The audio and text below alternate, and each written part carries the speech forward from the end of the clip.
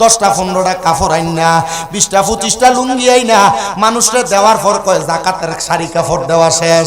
আপনারা বলেন বাবা, আমি জাস্টিফাই করে দেখলাম, সোনার বাংলাদেশের সম্পদওয়ালারা যদি হিসাব করে করে যাকাত দিত, খোদার কসম 3 বছর ঠিক মতো যাকাত দিলে বাংলাদেশে একটা ফকির আর মিসকিনও থাকতো না।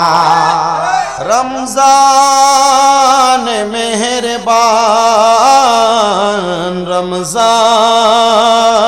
মেহেরবান, রমজান মেহেরবান, রমজান মেহেরবান, রমজান মেহেরবান, রমজান মেহেরবান, বলো রমজান মেহেরবান, রমজান মেহেরবান, রমজান মেহেরবান, রমজান মেহেরবান, রমজান মেহেরবান, রমজান মেহেরবান, রহমত আর মাগফিরত নাজাত নিয়ে এলো মাহে রমজান,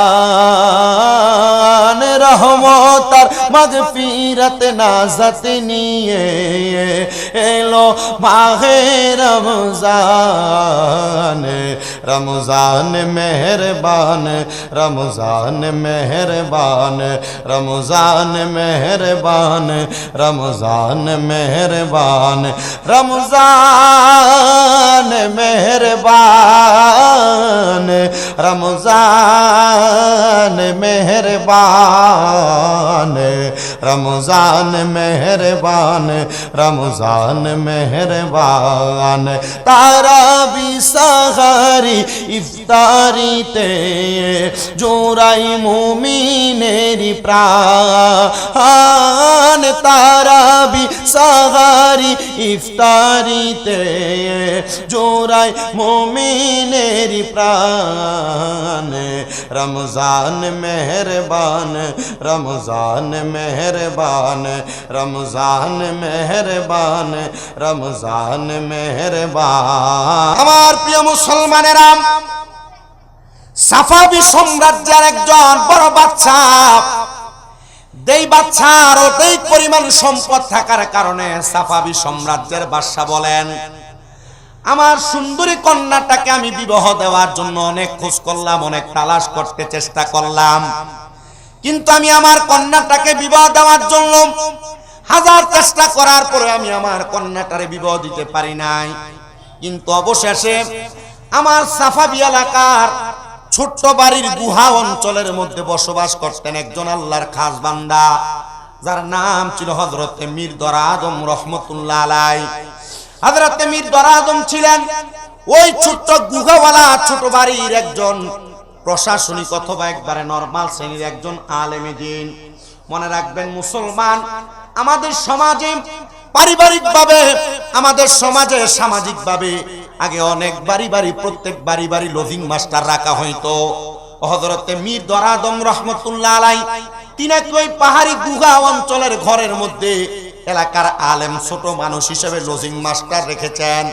আর ওই সাফাবির সম্রাট ডাক দিয়া বলেন, জগতের মানুষ, আমি আমার ওই সুন্দরী রূপবতী কন্যাটাকে ওই সাফাবি এলাকার গুহার ছোট্ট আলেমের কাছে আমি আমার কন্যাটারে বিবাহ দিলাম। এবার ওই ছোট্ট আলেম মীর দরা আদম রহমতুল্লাহ আলাইহি উনি বলেন, আমি যখন সাফাবি সম্রাটের সুন্দর কন্যাটাকে বিবাহ করলাম, আমার এলাকার সব মানুষ প্রশ্ন করে, ওগো মীর দরা আদম, আপনি যে সাফাবি সম্রাটের সুন্দর কন্যাটাকে বিবাহ করলেন, এমন কোন ক্ষমতার কারণে, এমন কোন পাওয়ারের কারণে, এমন কোন ইজ্জতের কারণে আপনি সম্রাটের সুন্দর রূপসী মেয়েটাকে বিবাহ করতে পারলেন? উনি বলেন, আমার একমাত্র সংযম আত্মমর্যাদা রক্ষা করার কারণে আল্লাহ তাআলা আমার কপালে একজন সম্রাটের কন্যাকে বিবাহ করার ক্ষমতা আমারে দান করেছে। মীর দরা আদম রাহমাতুল্লাহ আলাইহি, এমন কি ক্ষমতা যেটার কারণে তুমি সাফাবি সম্রাটের কন্যাকে বিবাহ করলা? উনি বলেন, একদিন গভীর রজনী হয়ে গেছে, ওই সাফাবি সম্রাট তার সুন্দরী কন্যাকে অন্য রাজ্যের কালো একজন যুবরাজের সঙ্গে বিবাহ দিয়ে দিবে, আর আমি মির্জা আদম আমার ঘরের মধ্যে কিতাব মুতালা করতেছি, পড়ালেখা করতেছি। এমন টাইমে আমি তাকায় দেখলাম সাফাবি সম্রাটের কন্যাটা দৌড়ায় আমার ঘরের মধ্যে প্রবেশ করেছে। আমার ঘরে যখন প্রবেশ করলো, আমি আমার ঘরের আগুনের মশালের দিকে একবার তাকাই, আর সাফাবি সম্রাটের কন্যার চেহারার দিকে একবার তাকাই। আমি কম্পেয়ার করে দেখলাম সাফাবি সম্রাটের কন্যার চেহারা এত সুন্দর, এত নুরানি, আমার ঘরের মশালের আলো তার চেহারা সৌন্দর্যের কাছে একবারে বৃথা। আমি যখন আমার ঘরে মেয়েটাকে দেখলাম, আমি বললাম, এ সাফাবি সম্রাটের কন্যা, তুমি যে আমার ঘরের মধ্যে এমন ভাবে আগমন করলা, তুমি একজন রূপবতী সুন্দরী মহিলা, তুমি আমার ঘরে প্রবেশ করার কারণে মানুষ আমার মিথ্যা অপবাদ দিবে, মানুষ আমার জানাখোর বলবে, মানুষ আমার নারীর সাথে অবৈধ সম্পর্কে মেলামেশা করনেওয়ালা বলবে। যাও যাও যাও, তুমি বের হয়ে যাও। এবার ওই সাফাবি সম্রাটের মেয়ে আমার একটা হাদিস শোনায়, লা ইয়ারহামুল্লাহু মান লা ইয়ারহামুন নাস। মির্জা আদম, আপনি এলাকার একজন বুজুর্গ চাক্ষুষ আলেম, আপনি কি হাদিসের আমল করবেন না? আল্লাহর নবীরা বলেছেন, যেই ব্যক্তি মানুষের প্রতি দয়া করে না, আমার আল্লাহ তাআলা তার প্রতি দয়া করে না।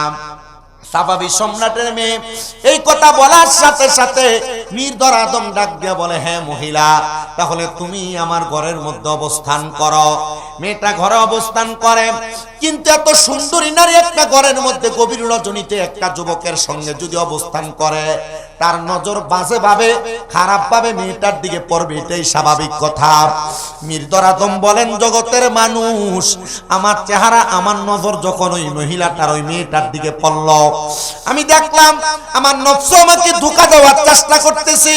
আমার নফস আমারে বলতেছে, এ মির্জা আদম, তুমি কন্যাটা শরীর স্পর্শ করো, তুমি যদি তাকে স্পর্শ করতে পারো তাহলে তার সঙ্গে তুমি মেলামেশা করতে পারবা। আমি মির্জা আদম চিন্তা করতেছি, আমি যদি ওই মেয়েটার সাথে মেলামেশা করি, আমার জেনা হবে, আমার গুনাহ হবে। মির্জা আদম বলে, আমার মন, আমার নফস আমারে বারবার বলে মেয়েটার সঙ্গে আমি অবৈধভাবে মেলামেশা করার জন্য, কিন্তু আমি মেয়েটার সঙ্গে অবৈধ মেলামেশা করতে যাই না। তৃতীয়বার আমার মন আমারে বলে ওই মেয়েটার সঙ্গে মেলামেশা করার জন্য, কিন্তু আমি আবার আমার অন্তরটাকে বাধা প্রদান করতেছি। এই অন্তর, তুমি তোমার নিজেকে একটু গুটিয়ে ফেলো, তুমি গুনার দিকে তোমার কদমটারে বাড়াইয়া দিও না। এমন টাইমে আমার অন্তরকে যখন শয়তান ধোঁকা দিতে লাগতেছে, আমি তাড়াতাড়ি আমার ঘাট থেকে আমার রুমালটা নিয়া আমি আমার ঘরের মধ্যে বিছিয়ে ফেললাম। মেয়েটা আমার পেছনে, আমি 2 রাকাত নামাজের নিয়ত করলাম। আমি নামাজের মধ্যে যখন দাঁড়াইছি গো, আমি নামাজের মধ্যে দাঁড়ানোর সাথে সাথে আমি 2 রাকাত নামাজ পড়লাম, মুরাকাবা করার নিয়তে চক্ষুটা বন্ধ কইরাম, ইস্তিগফার পড়া, সূরা ফাতিহা পড়া, সূরা ইখলাস পড়া আমি চক্ষু বন্ধ করলাম, আর ডাক দিয়া বললাম, আল্লাহ, গভীর রজনীতে ইলম অর্জন করার সময়, মুরাকাবার সময় তুমি আমারে কোন মুসিবতের মধ্যে ফালাইলা, এমন একটা কন্যারে আমার সামনে দাঁড় করে দিলা, যে কন্যাটা সাফাবি সম্রাটের কন্যা, যার চেহারা এত সুন্দর, যার দিকে তাকাইলে বড় মায়া লাগে, তার সঙ্গে মেলামেশার খায়ের জন্মায়া যায়। আল্লাহ, তুমি আমার এই কঠিন মুসিবত পরীক্ষা থেকে হেফাজত করো।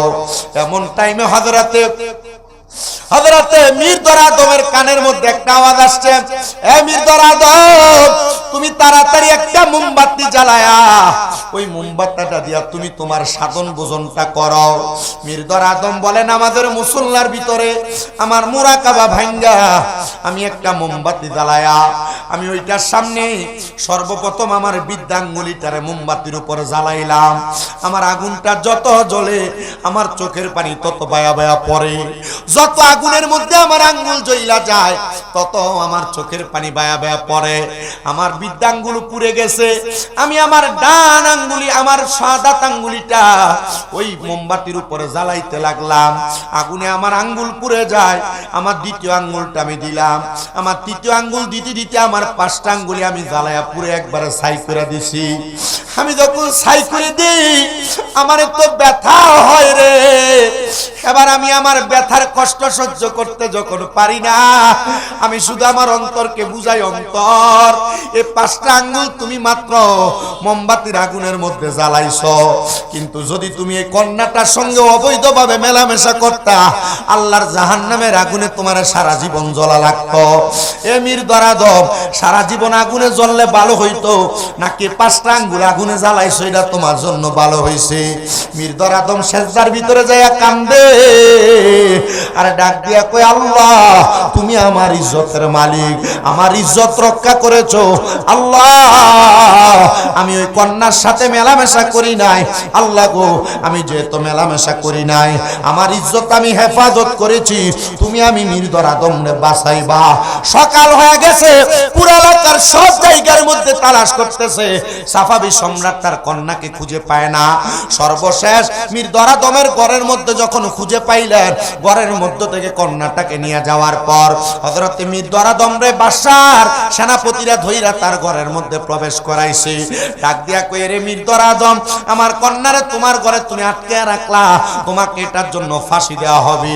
উনি কয়, খোদার কসম করে বলি বাদশাহ, আপনার সুন্দরী রূপবতী মাইয়া আমার ঘরের মধ্যে সারা রাত্র ছিল, আমি তার শরীরের দিকে আমার হাত বাড়াইও তাকে ধরি নাই, আমি তার দিকে একবার হাত বাড়াই নাই। বাদশা বলে, তুমি যদি সেটার প্রমাণ দিতে পারো, খোদা কি কসম করে বলি, আমার সুন্দরী রূপবতী মাইয়ারে তোমার সঙ্গে আমি বিবাহ দিব। মির্দারাদম বলে, এ বাদশা আপনি আমার ডান বাম হাতের দিকে তাকান, আমার 5টা আঙ্গুল পুড়ে গেছে। বাদশা কয়, কেমনে পুড়লো? বলে, আপনার কন্যার দিকে আমি যদি হাত বাড়াইতাম, আমার আল্লাহ তাআলা জাহান্নামের আগুনে সারা বছর জ্বালাইতো। আমি আমার হাতটারে আগুনের উপরে দিছি, যখন আমার নফস আমারে তাড়না দিয়া দিয়া গুনাহ করার জন্য আপনার মেয়ের দিকে আমার নজরটা নিত, আমি আপনার মেয়ের দিকে না তাকায়া আমার হাতের আঙ্গুলটার আগুনের মধ্যে দিয়া দিয়া যেন আমার আল্লাহ সারা জীবন আমার জাহান্নামের আগুনে না জ্বালায়। উনি ডাক দিয়া কয়, জগতের মানুষ, আমি যখন এই কথা বললাম, বাদশাহ সাফাবি সম্রাট সাথে সাথে বিবাহের ইন্তজাম কইরা আমার সঙ্গে তার কন্যারে বিবাহ করে দিছে। জবান খুলে জোরে বলা যাবে কি আল্লাহু আকবার?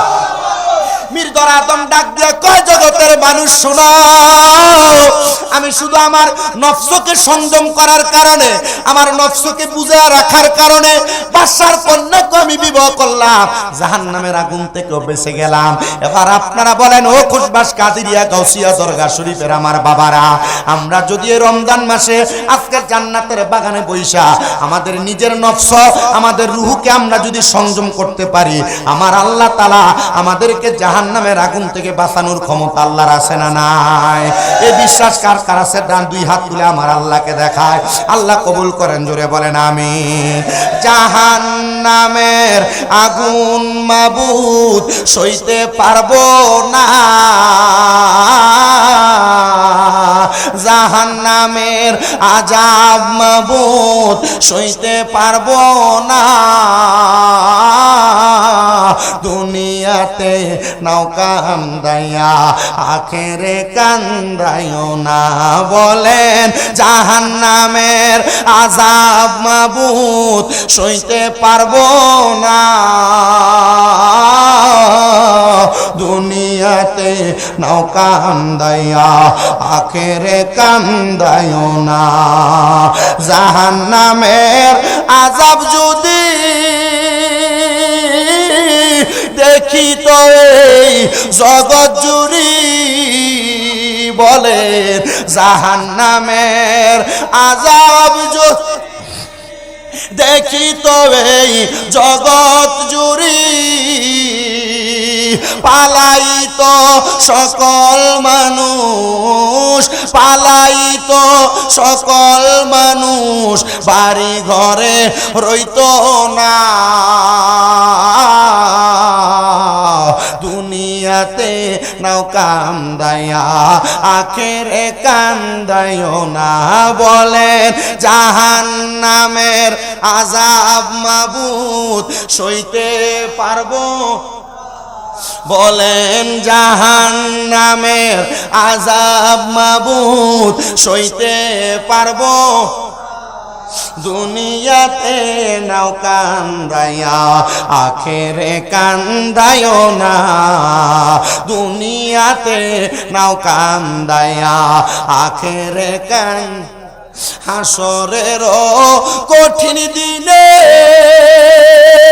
বিচার মাওলার সামনে বলো, হাসরের কঠিন দিনে বিচারের মাওলার সামনে কি দেখাইবা পুঁজি তোমার নাই তো কিছু আর, বলেন কি দেখাইবা পুঁজি তোমার লাখ লাখ নাই,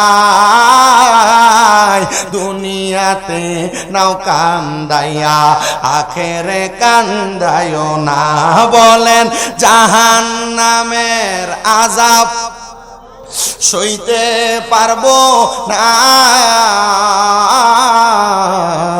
দুনিয়াতে নাও কান্দাইয়া আখেরে কান্দায়ও না। একটা জবানও বন্ধ রাখবেন না, সবাই চিৎকার মেরে বলেন আল্লাহু আকবার। বাদশা সাফাবি ডাক দিয়া কয়, ও মির্দরাদম, তোমার কাছে জানতে চাই তুমি কেন জাহান্নামের আগুনকে এত ভয় করো? মির্দরাদম ডাক দিয়া কয়, ও বাদশা সাফাবি, আমি কেন জাহান্নামের আগুনরে ভয় করি জানেননি? বলে, কেন তুমি জাহান্নামের আগুনরে ভয় করো? ডাক দিয়া কয়, বাদশা গো, আপনি তো জানেন একটা মানুষ যখন মারা যায়, মারা যাওয়ার সময় মানুষটা সাকরাতুল মাউতের বিছানার মধ্যে বড় ছটফট কইরা কইরা কাতরায়, মানুষ পানি পায় না, মানুষ কবরের আযাবের কথা স্মরণ কইরা কইরা কাতরায়, আত্রাইল তাদের রূহটা বড় কষ্ট দিয়া দিয়া নিয়া যায়। ও বাদশা গো, মানুষ যখন এমন ভাবে কাতরায়, মানুষ কত কেন এমন ভাবে কাতরায় জানেননি? মানুষ চিন্তা করে তার কবরটা কেমন হবে, মানুষ চিন্তা করবে তার হাসরটা কেমন হবে, মানুষ চিন্তা করে তার ফুলসেরাতটা কেমন হবে।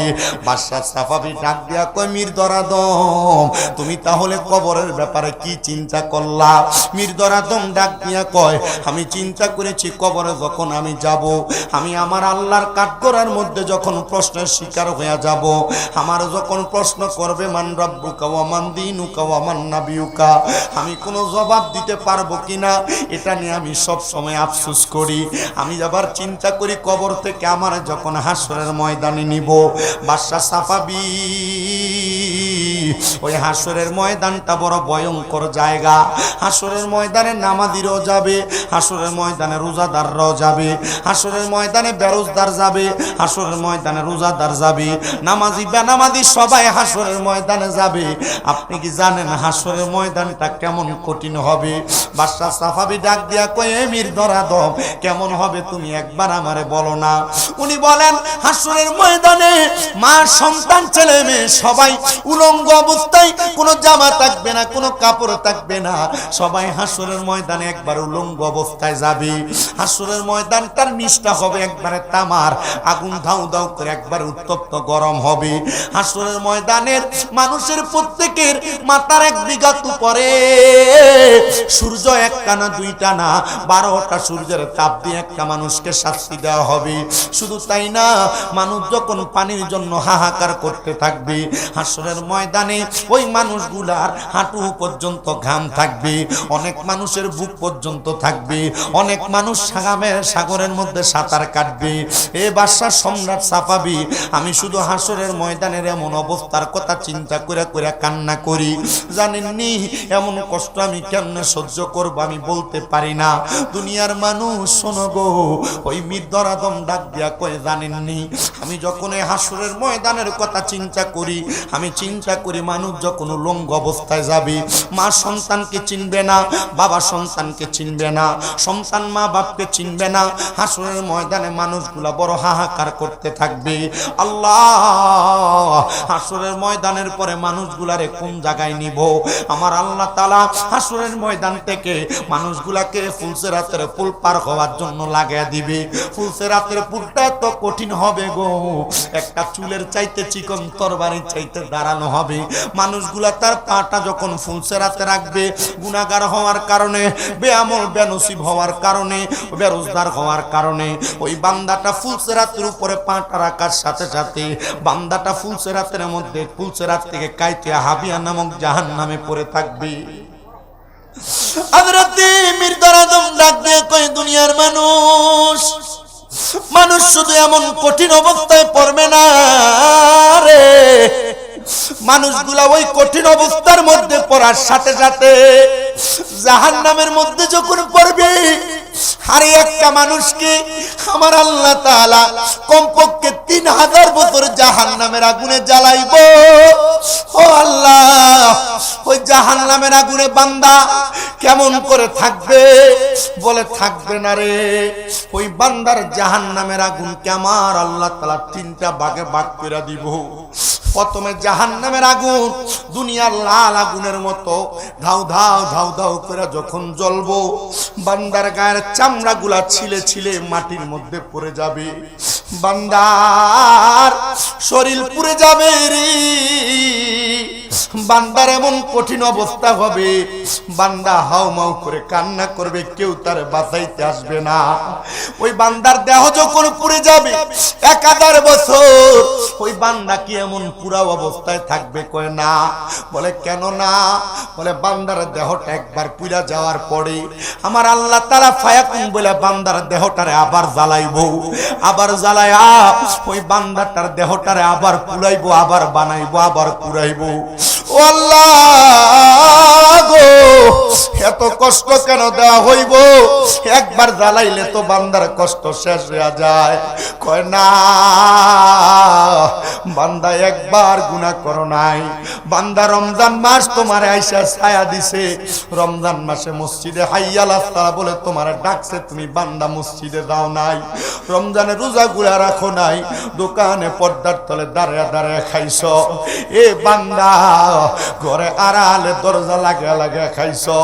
রমজান মাসে তোমার গুনাহ বন্ধ হয় নাই, মোবাইলের মাধ্যমে অশ্লীল কর্মকাণ্ড গুলা করেছো। এ বান্দা, এবার জাহান্নামের আগুনে তোমার কঠিন যন্ত্রণাদায়ক শাস্তি দেওয়া হবে। ইয়া রাসূলুল্লাহ, নবী গো, এমন কঠিন কষ্ট তো আমরা সহ্য করতে পারবো না। বলে তাইলে তোমরা জান্নাত আর জাহান্নামের পার্থক্য বুঝো। আল্লাহ তো কোরআনে বলে, লা ইয়াস্তাউই আসহাবুন নারি ওয়া আসহাবুল জান্নাহ, যারা জান্নাতি আর যারা জাহান্নামী তারা একরকম নয়। আসহাবুল জান্নাতি হুমুল ফাইজুন, যারা জান্নাতি তারা হলো সফল কাম। আল্লাহ গো, ওই জাহান্নামের আগুনে বান্দারে শুধু জ্বালানো হবে? কয় না না না, ওই জাহান্নামের আগুন 1000 বছর পূর্ণ হওয়ার পর আগুনটারে আমার আল্লাহ তাআলা সাদা দোয়াযুক্ত আগুন বানিয়ে দিব। ওই আগুনের মধ্যে বান্দা আরো 1000 বছর জ্বলব।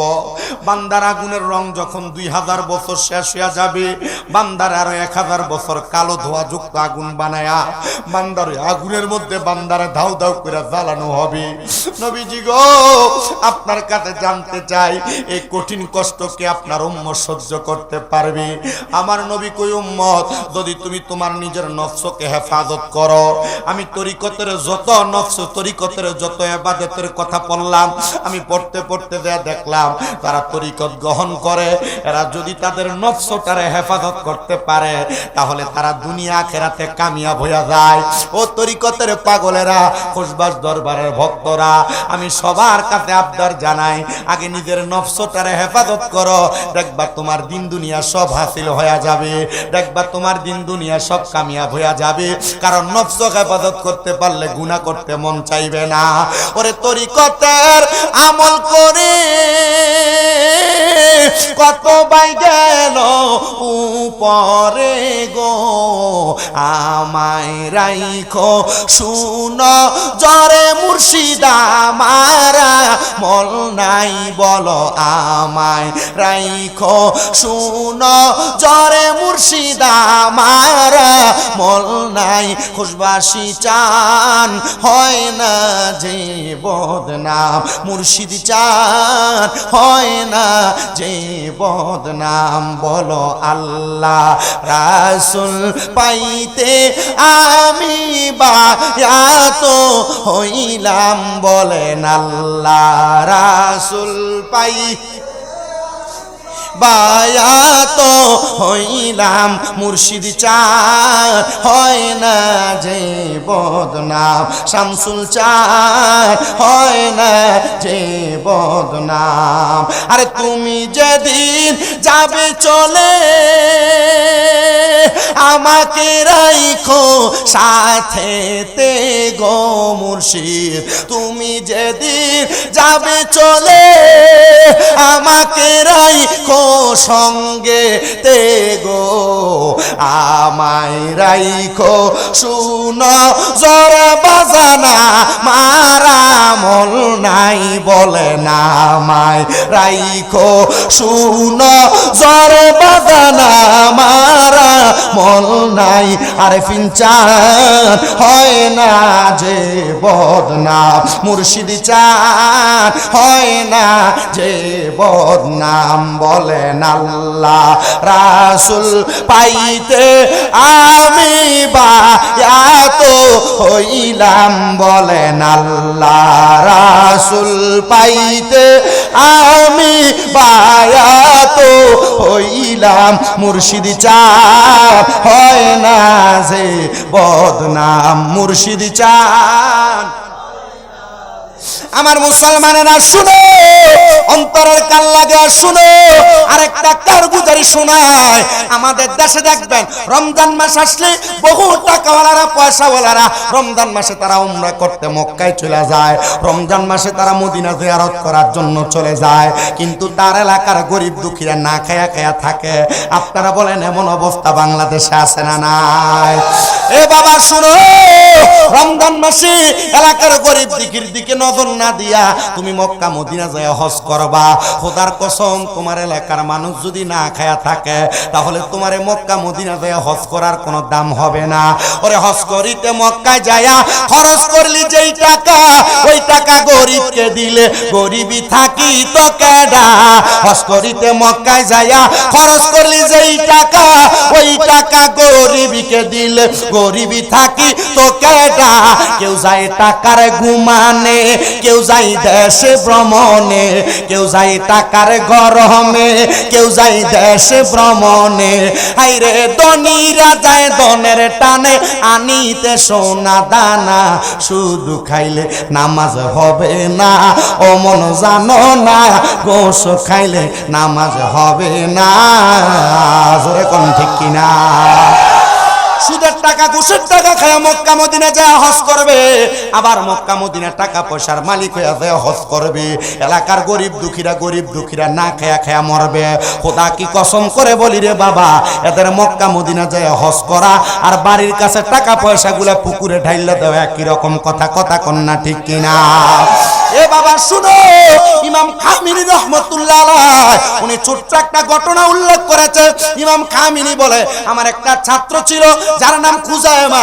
ওই খুজাইমা রাহমাতুল্লাহ আলাইহি উনি মক্কায় যাবে হজ করার জন্য কিন্তু খুজাইমা যে স্ত্রীটাকে বিবাহ করেছে ওই স্ত্রী ছিল ইরানের পূর্ব অঞ্চলের সবচাইতে সুন্দরী মহিলা খুজাইমা ডাক দিয়ে কয় জগতের মানুষ আমার সুন্দরী স্ত্রীটারে আমি কার কাছে রাইখা যাব হজ করার জন্য আমি এলাকার সব মানুষকে বললাম ও এলাকার মানুষ তোমরা কেউ কি পারবা আমার স্ত্রীটারে আমানত হিসেবে রাখার জন্য এলাকার কেউ রাজি হয় না কিন্তু খুজাইমার একজন সাথী ভাই ছিল সে ডাক দিয়া কয় খুজাইমা তুমি যদি চাও তাহলে তোমার স্ত্রীটারে আমার বাড়িতে রাইখা যাইতে পারো খুজাইমা কয় আল্লাহ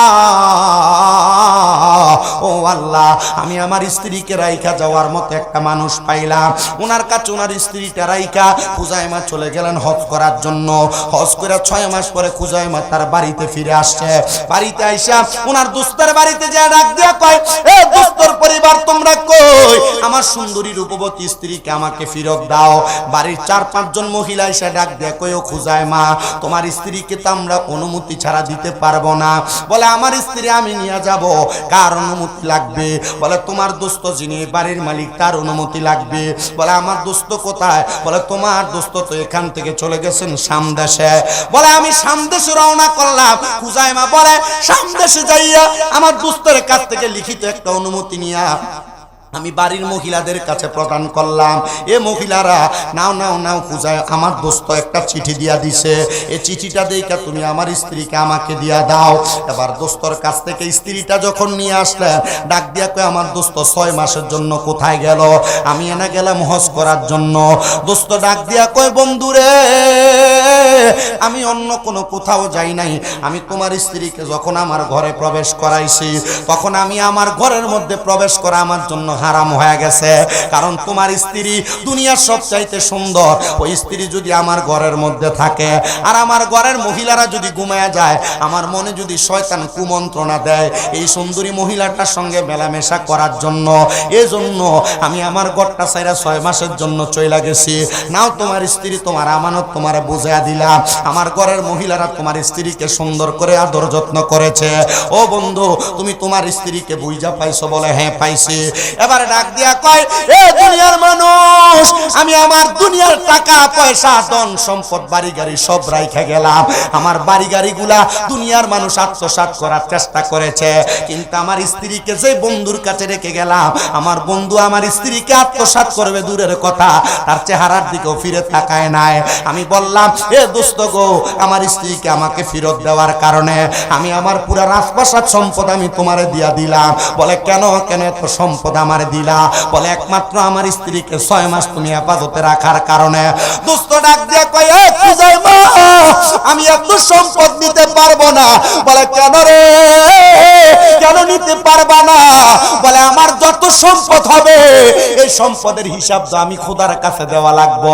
আপনারা কোন খোসবাসের বাবারা, খোসবাস দরগার বাবারা, আপনারা বলেন দুনিয়াতে 2 তলা 3 তলা 4 তলা 5 তলা বিল্ডিং এর মালিক, 1 কানি 2 কানি 3 কানি সম্পদের মালিক আর অল্প একটু সম্পদের মালিক, আপনারা কোন 2 রকমের মানুষের হিসাব কি এক রকম না 2 রকম?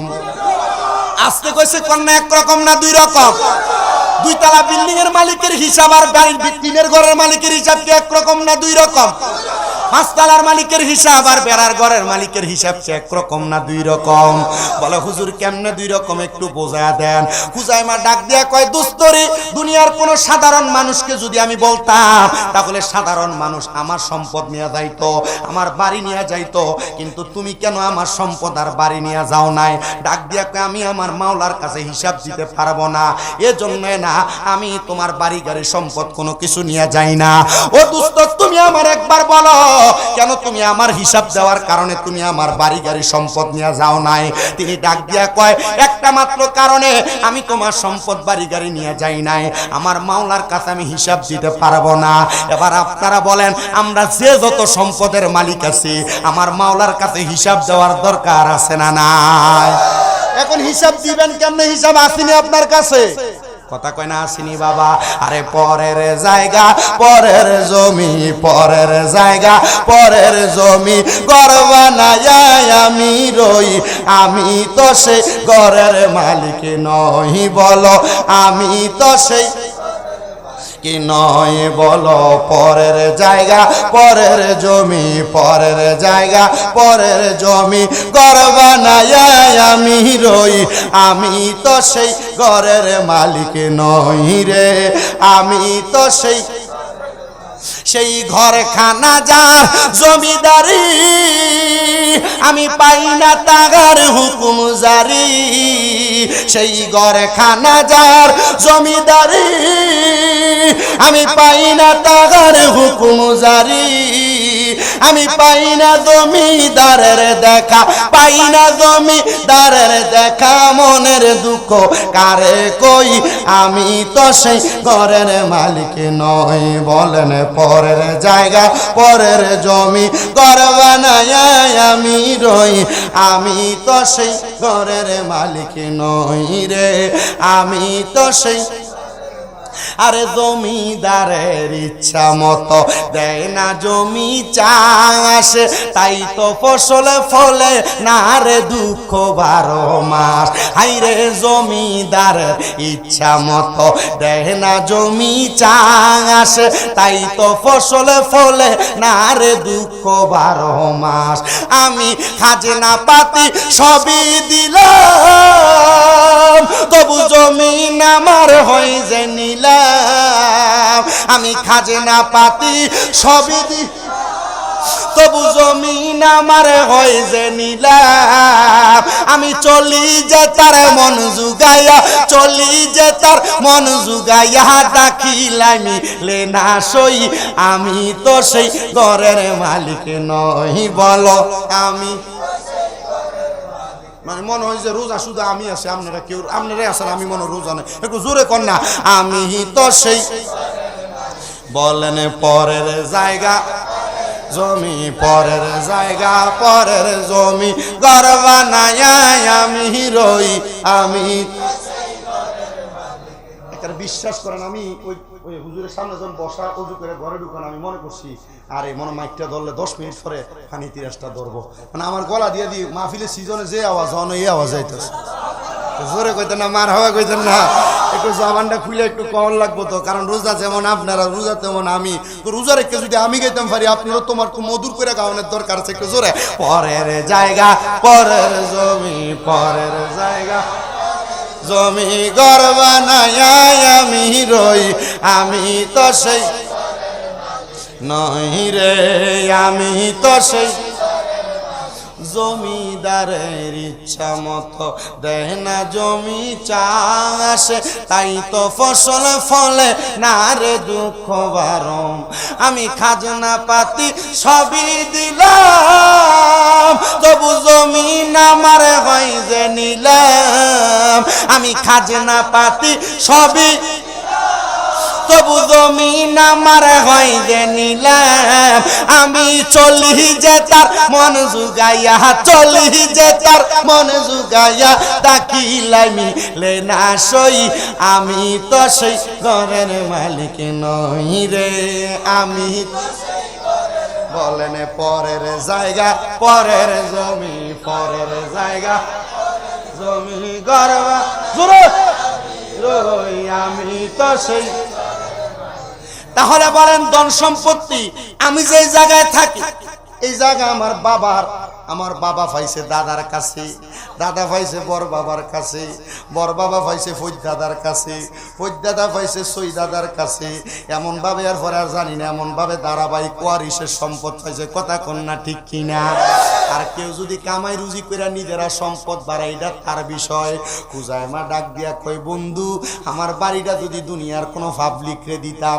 পাবলিক আমার জমি দখল করে নিয়ে যাইতো তোমারে আমার বাসায় দিতে চাইলাম তুমি তো আমার বাসায় নেও না কেন নেও না ও খুঁজায় মা তুমি কেন নেও না একবার বলো না উনি ডাক দিয়া কয় তোমার সব বক্তরারে ডাক দাও সব বক্তরারে ডাক দিছে বক্তরা একসাথে হইছে ডাক দিয়া কয় বক্তরা এবার তোমরা আমার সামনে দাঁড়ায়া আমারে বলো তোমরা কি আমার কথাগুলা শুনবা বলে হ্যাঁ শুনবো ডাক দিয়া কয় এ আমার দোস্ত তোমার সবচাইতে কাছের একজন মানুষকে ডাক দাও ডাক দিছে কাছের মানুষে ডাক দিয়া কয় নেও তোমার আমি ও কি দাও থাক এডি ফলাইন মানুষ এরাই দুষ্টামি করিস না তোরা তো রোজা নাই অন বেড়া রোজা অবস্থা একটা শটকানা মেরে দিবি কিটা করবি দিস না রোজা বড় কঠিন জিনিস রোজা বড় সাহারি তারাবিদ কঠিন রোজা আরো বড় কঠিন জিনিস ইফতার দেয়ার চাইতে বড় কঠিন ইফতারের চাইতে বড় আমার লগের এক হুজুর এক ইফতারের ঘটনা কইছে আমার তো নিজের হুই না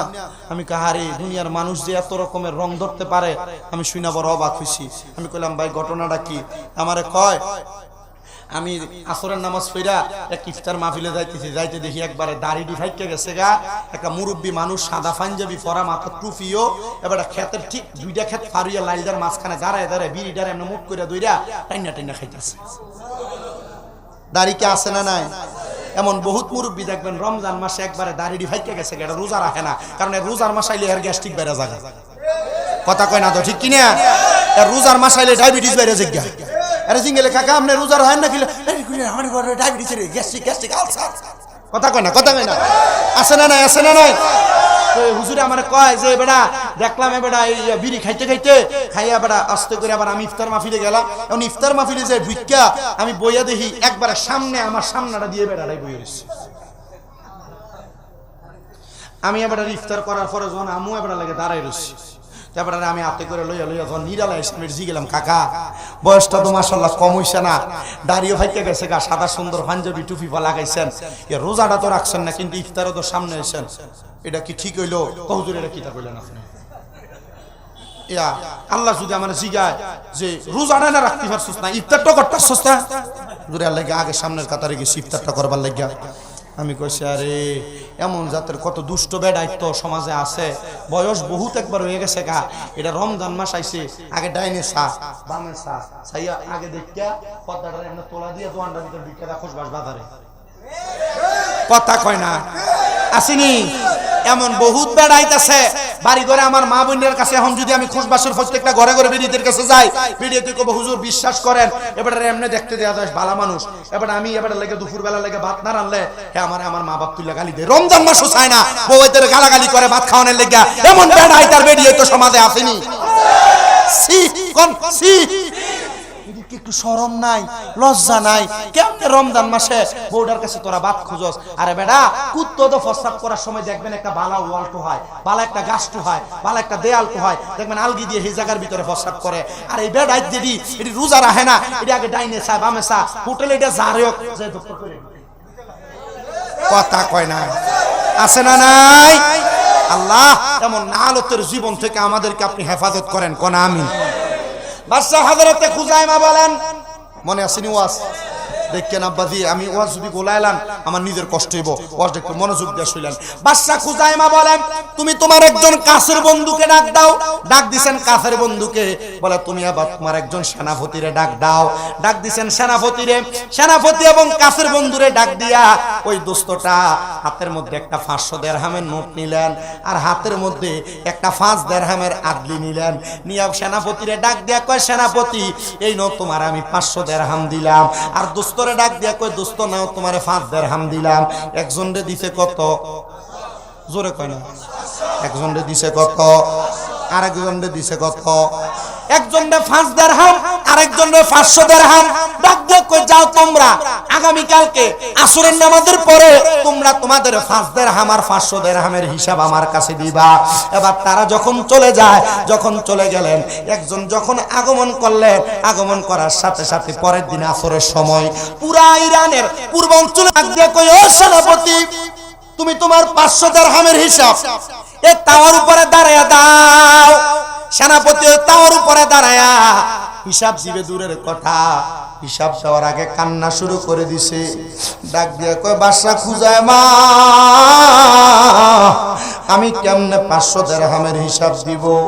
আমি আমার 500 দিরহাম দিয়া দামি গোশত কিনা খাইছি, পোলাও বানায়া খাইছি, দামি জামা কাপড় লাগাইছি। এই হিসাব যদি আমি গরম তাওয়ার উপরে দাঁড়ায়া দেই, আমার পায়ের তলা জ্বলে যাবে, আমার পায়ের তলাতে গোশত থাকবে না, আমি এটার উপরে দাঁড়ায়া দাঁড়ায় হিসাব দিতে পারবো না। বাদশা খুজাইমা ডাক দিয়ে কয়, এ দুনিয়ার মানুষ, আমি এই জন্য আমার দোস্তের সম্পদগুলা নেই নাই। যদি এত সম্পদ নিতাম, আমি আমার সম্পদগুলা ওই তামার মতো উত্তপ্ত গরম হাসরের ময়দানে দাঁড়ায় দাঁড়ায় আমার আল্লাহরে দেওয়া লাগতো। 21 মানুষ, আশপাশ এলাকার মানুষ, শামসুল আরিফিন পীর সাহেবের ভক্তরা, আমি তোমার কাছে বলি রে পর্দার অন্তরালের মা, দুনিয়াতে যত সম্পদ, যত স্বর্ণ গয়নার মালিক হইবা, যত জায়গা, যত বাড়ি গাড়ির মালিক হইবা, এগুলার হিসাব কিন্তু আমার আল্লাহর দরবারে কষ্ট কইরা কইরা দেওয়া লাগবে। আর একটা কথা আপনাদেরকে বলে দেই, আপনার সম্পদগুলা যদি আপনি খোদাই ভাবে খোদার রাস্তার মধ্যে বিলীন করতে পারেন, আমার আল্লাহ তাআলা আপনার দুনিয়া এবং আখিরাতের মধ্যে তারাক্কি নসিব করবে। ও বাবা, এই রমজান মাস আসলে বহু সম্পদ দেখা যায় 10টা 15টা কাপড় আইন না, 20টা 25টা লুঙ্গি আইন না, মানুষরে দেওয়ার পর কয় যাকাতের শাড়ি কাপড় দেওয়া শেষ। আপনারা বলেন বাবা, আমি জাস্টিফাই করে দেখলাম, সোনার বাংলাদেশের সম্পদওয়ালারা যদি হিসাব করে করে যাকাত দিত, খোদার কসম 3 বছর ঠিক মতো যাকাত দিলে বাংলাদেশে একটা ফকির আর মিসকিনও থাকতো না। কথা কন না ঠিক কিনা? আরো জোরে কন না ঠিক কিনা? এ বাবা, আমি আপনাদের সবার কাছে আবদার জানাই, শুধু এইটা না, বাংলাদেশে এমন অনেক ঘটনা আছে যারা মাত্র 50টা কাপড় আর 50টা লুঙ্গি না মানুষের দেয়, যাকাত দেওয়া শেষ।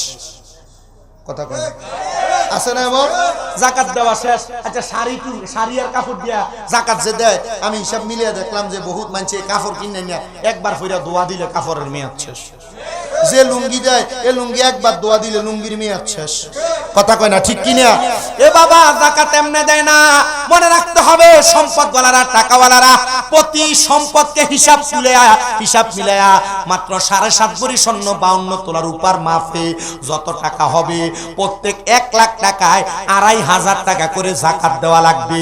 যদি আপনার কোটি কোটি টাকা থাকে প্রতি 1 লাখ টাকায় 2,500 করে যাকাত দিলে খবর নিয়ে দেখা যায় বহু মানুষের উপরে 5-7 লাখ 10 লাখ 15 লাখ টাকা যাকাত আসে কিন্তু যাকাত দেয় না। বলে হুজুর যাকাত কেন দিব? যাকাত দেওয়ার কয়েকটা কারণ আমি আপনাদেরকে বলে দেই। 1 নাম্বার, যাকাত দিবেন আপনার সম্পদকে পবিত্র করার জন্য। সুবহানাল্লাহ। আমরা ওযু করলে গোসল করলে আমাদের গাও যেমন পবিত্র হয়, আমরা যাকাত দিলে তেমন ভাবে আমাদের সম্পদ পবিত্র হবে। আমরা সম্পদের যাকাত দিব। বলে হুজুর কেমন করে? আরে বাবা শুধু সম্পদ পবিত্র হয় না, আল্লাহর নবী কয় যাকাত দেওয়ার কারণে আল্লাহ তাআলা সম্পদকে নিরাপদ রাখে। জোরে কোন সুবহানাল্লাহ। শাম দেশ থেকে ইরাকের উদ্দেশ্যে ব্যবসা করার জন্য যাইতেছিলেন আল্লাহ পাকের বন্ধু হযরতে মুসাবিয়া রাহমাতুল্লাহ আলাইহি। হযরতে মুসাবিয়া বলে আমি যখন শাম দেশ থেকে ইরাকের উদ্দেশ্যে রওনা করলাম, রওনা করার সময় আমরা 7 জনের কাছে 7টা গাটুরি মাল ছিল। আমরা মালগুলা নামায়া 7 জন নামাজ পড়ার জন্য দাঁড়ায় গেলাম। যখন আমরা নামাজে দাঁড়াইলাম ডাকাতের দলেরা আমাদের মালগুলা চুরি করে নিয়ে যাবে। এমন টাইমে 6 জন নামাজ ছাইরা দিয়া ওনাদের কাছ থেকে দৌড়ে যখন গেছে, একজন দাঁড়ায় আল্লাহর ইবাদত নামাজ পড়তেছে। 6 জন যায় দেখতেছে ডাকাত মাল নিতে না পাইরা মালের উপরে তারা আগুন লাগিয়ে দিছে। কি করছে? তারা ব্যবসা করে যাইতেছিল, 7 গাঁটটি মাল ছিল, মালগুলা রাইখারা নামাজে দাঁড়াইছে। ডাকাত হামলা করছে, 6 জন নামাজ ছেড়ে দিছে, একজন নামাজ পড়তেছে। 6 জন দৌড়ে যাইতে দেখে ডাকাত মাল নিতে পারবে না দেখে এদের মালের ভিতরে কি করছে? আগুন লাগাই দিছে। আগুন লাগিয়ে দেওয়ার পরে দৌড়ে দেয়া এদের আগুন নিভাইতে পারে না, এদের মাল পুড়ে গেছে, কিন্তু একজনের মাল ঠিক আছে। এটা একজনকে যে নামাজ পড়ে তার দৌড়ে যখন পরে গেছে জিজ্ঞাসা করে, এই 6 জন তোমরা পাগল পারা হয়ে আসলা, কিন্তু তোমরা তোমাদের মালগুলা হেফাজত করতে পারলা না, আমার মাল তো ঠিকই হেফাজতে আছে, কারণ কি বলো তো? এরা ডাক দিয়ে কয় আমাদের কারণ তো আমরা জানি না, তুমি বলো তোমার কারণ কি? ডাক দিয়ে কয় আমার যে মাল ফুরে নাই আমি আমার সবগুলা মালের যাকাত দিছি। সুবহানাল্লাহ কন্না। তো 6-7 জন এক লগে থাকলে একটা পেটনা শয়তান থাকে না? ডাক দিয়ে কয় এই তুমি যে তোমার মালের ওই ধুরা দিছিলে একটা কাপড় দিয়ে, কাপড় তো ফইরা গেছে, তো তুমি কি এটা যাকাত দাও নাই? এটার প্রমাণ বাড়িতে গেলে পাবো। বাড়িতে গেছে, স্ত্রীরে ডাক দিছে, বগো আমি যে আমার বাড়ি ব্যবসায় যাওয়ার সময় আমার একটা কাপড় দিছিলা, এই কাপড়টা তো পুড়া গেছে, আচ্ছা তুমি কত এই কাপড়ের যাকাত কি আমরা দেই নাই?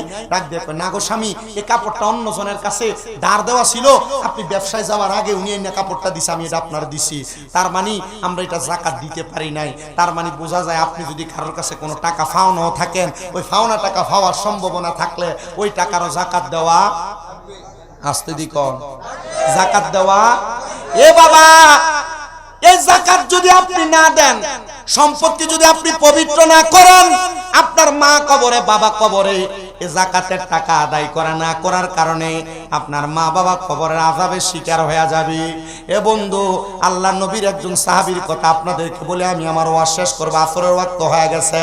নবী সাহাবী হযরত সাদ ইবনে উবাদা রাদিয়াল্লাহু তাআলা আনহু তিনি বলেন আমি যুদ্ধ করে মদিনাতুল মুনাওয়ারাতে আসছি, আইসা খবর পাইলাম আমার মা মারা গেছে, আমি আমার মায়ের জানাজার নামাজও পড়তে পারি নাই।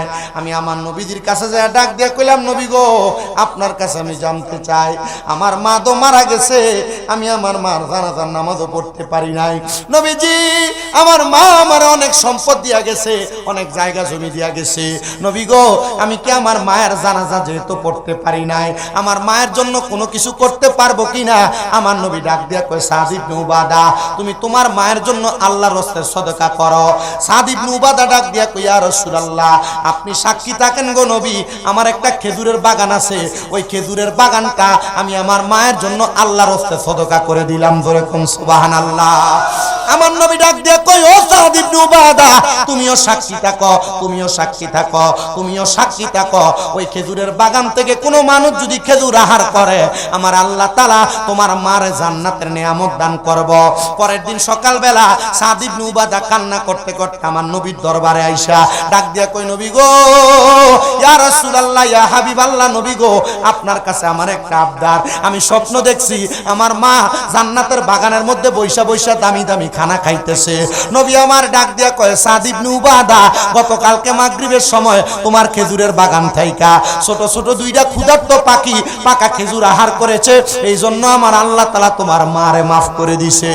এ আমার আজকের জান্নাতের বাগানে আগন্তুক খুশবাস কাদিরিয়া গাউসিয়া দরগা শরীফের বাবারা, আমি জানি না আজকের মাহফিলে কোন সন্তান জানি বসছেন, আপনাদের মা কবরে, বাবা কবরে, আপনাদের মা বাবা আপনারে লাখ লাখ টাকার টাকা পয়সা ধন সম্পদ দিয়া গেছে। সন্তানের দল রমজান মাস চলে যায়, আগে সাহারির সময় মা আপনারে ডাক দিয়া দিয়া তুলতো, এখন আপনার মা কবরের বাসিন্দা। সন্তান রে, তোমার মা যদি বাইচা থাকতো, তোমার মা তোমার ডাইকা ডাইকা ঘুম থেকে তুলতো, এখন তোমার মা কবরে। সন্তান, আগে ইফতারের সময় তোমার মা দামি দামি খানা বানাইতো, সুন্দর খানা বানাইতো। সন্তান, এখন তোমার সামনে কত সুন্দর রং বেরঙের ইফতার থাকে, কিন্তু তুমি তোমার মার একটু ইফতার খাওয়াইতে পারো না, বাবার একটু ইফতার খাওয়াইতে পারো না, বাবা কবরের বাসিন্দা। আমি জানি না এখানে কোন সন্তানেরা বসে আছে, সামনে ঈদুল ফিতর আসতেছে, ঈদুল ফিতরে সন্তানেরা তোমরা অনেক মানুষের জন্য জামা কাপড় কিনবা, কিন্তু তোমার মা কবরে, বাবা কবরে। মা বাপ যদি বাইসা থাকতো, মারে তো একটা কাপড় হইলো তুমি কিনা দিতা, বাবার একটা লুঙ্গি পাঞ্জাবি কিনা দিতা। ওই মা কবরে, বাবা কবরে, এদেরকে যেহেতু তুমি কিনা দিতে পারবা না, সন্তান তোমার কি একটু মায়া লাগে না? তোমার মা কবরে, তোমার আব্বাজান কবরে। আল্লাহ তাআলা রমজান মাসে যেমন ভাবে তোমার মা বাপরে মাফ করেছে, আল্লাহ যেন তোমার মা বাপরে বাকি 11 মাসে এমন ভাবে মাফ করে দেয়। আজকের জান্নাতের বাগানে বসে বসে তোমাদের জন্য দোয়া করা হবে। আল্লাহ, আপনি তাকায় দেখেন, এখানে অনেক এতিম সন্তানেরা বসেছে, যারা রমজান মাস তাদের মা হারায়া বাবা হারায়া বসে আছে। আল্লাহ, এখানে অনেক মা বাবারা বসেছে, যাদের মা, যাদের সন্তানেরা কবরে আছে। আল্লাহ, তাদের সন্তানদেরকেও তুমি মাফ করে দিও। আমি অল্প কয়েকজন মানুষ চাইবো, যারা এই জান্নাতের বাগানে ইফতার মাহফিলে আইসা আপনারা একজন বলবেন, হুজুর ঈদের পরে ইলাসপুর হযরতে খুটবাসী জামে মসজিদের নতুন নির্মাণ হবে, এটা ভাঙ্গা সুন্দর করে বিল্ডিং এর মতো করা হবে। একজন মানুষ এক নম্বরে শুধু বলবেন, হুজুর আমার তো সম্পদ আছে, জায়গা আছে, বাড়ি আছে, গাড়ি আছে, সব আছে, হুজুর আমি আমার যে কোনো সম্পদের একটা অংশ থেকে 1 লাখ টাকা আল্লাহর হস্তে মসজিদের কাজের জন্য আমি দান করব। এমন কোন দনওয়ালা, এমন কোন সম্পদওয়ালা যদি থাকেন, আপনাদের জন্য খাস করে দোয়া করা হবে। কে দিবেন? 1 নম্বরে বলে, হুজুর আমি 1 লাখ টাকা আল্লাহর হস্তে রমজান মাসে নিয়ত করলাম, আমি আমার সম্পদ থেকে আমার জায়গা। আল্লাহ আল্লাহ আল্লাহ আল্লাহ আল্লাহ আল্লাহ আল্লাহ আল্লাহ আল্লাহ আল্লাহ আল্লাহ, আমার জায়গা হবে নিয়ে আমার মরা লাশের লাইগা, মসজিদের পাশে আমার কবর দিও কইরা, আমার জায়গা হবে নিয়ে। মাশাআল্লাহ, আল্লাহ আল্লাহ, জবানটা খুইলা আল্লাহ রে, আল্লাহ ডাকলে শরম নাই, জবান খুলে। আমার জায়গা হবে নিয়ে আমার মোরা লাশের লাইগা, মসজিদের পাশে আমার কবর দিও কইরা, আমার জায়গা হবে নিয়ে। মারহাবা আল্লাহ আল্লাহ, জগৎ বাসী রে, আমি যেদিন যাব মারা দুনিয়া ছাড়িয়া, গায়ের জামা কাপড় সবই নিবা রে কুলিয়া, সাদা মার্কিন কাপড় মাই, সাদা মার্কিন কাপড় মাই দিবা রে পরাইয়া, আমার জায়গা হবে নেই। মাশাআল্লাহ, আল্লাহ আল্লাহ, জবান খুলে আল্লাহ জগৎ বাসী রে আমি যেই দিন যাব মারা দুনিয়া সারিয়া ভাই বন্ধু আত্মীয় স্বজন যাবে রে বলিয়া সাড়ে তিন হাত মাটির কবর সাড়ে তিন হাত মাটির কবর দিও রে খুরিয়া আমার জায়গা হবে নি মারহাবা আল্লাহ আল্লাহ আমার জায়গা হবে নি আমার মোরা লাশের লাইগা মসজিদের পাশে আমার কবর দিও কইরা আমার জায়গা হবে নি মারহাবা আল্লাহ আল্লাহ আমার খোশবাসী দয়া ময় তোমার দেখিবা আর মনে লয় মারহাবা আমার শামসুল আরিফিন দয়া ময় তোমার দেখিবা আর মনে লয় মারহাবা তোমার না দেখলে বক্তার মনে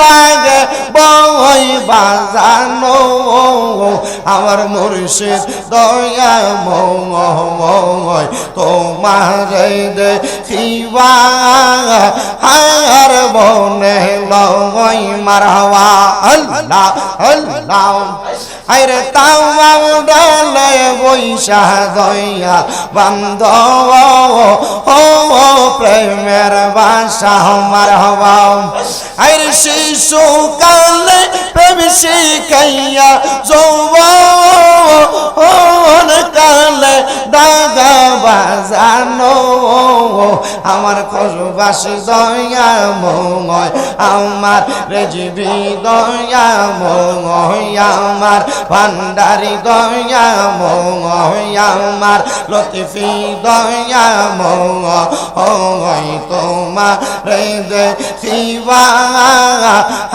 আর মনে লয় মারহাবা কদম ডালে বৈশা দয়াল বাজাও নামের বাগাসি মারহাবা আইরে কদম ডালে বৈশা দয়াল বাজাও নামের বাগাসি মারহাবা আইরে সুর শুনিয়া পাগল হইয়া ছুইটা চুইটা আসি বাজানো আমার মুর্শিদ দয়া ময় তোমার দেখিবা আর মনে লয় মারহাবা আল্লাহ আল্লাহ লা ইলাহা ইল্লাল্লাহ মুহাম্মাদুর রাসূলুল্লাহ সাল্লাল্লাহু আলাইহি ওয়াসাল্লাম।